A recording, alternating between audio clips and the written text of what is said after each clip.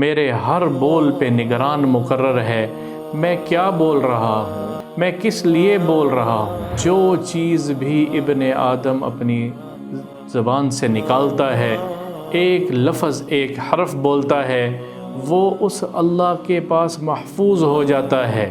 یہ اتنی زہریلی چیز ہے، اگر یہ غلط ہو جائے تو اس کے زہر کا کوئی علاج نہیں ہے، اور یہ اتنی میٹھی چیز ہے، اگر یہ خوبصورت ہو جائے تو پھر اس جیسی مٹھاس پھیلانے والی اور کوئی چیز نہیں ہے۔ تو میں اور آپ ہمارے ذمے ہے آج کے ماحول میں اپنی زبان پر قابو کریں۔ یہ وہ گھوڑا ہے جس کو لگامیں ڈالیں۔ آج کا یہ جو زمانہ چل رہا ہے، سوشل میڈیا ہے، ہر طرف باتیں ہی باتیں ہیں، اور اتنی پختگی کے ساتھ جھوٹ بولا جا رہا ہے کہ آج جھوٹ سچ لگنے لگ گیا، اور سچ کو جھوٹ لوگ مانتے ہیں۔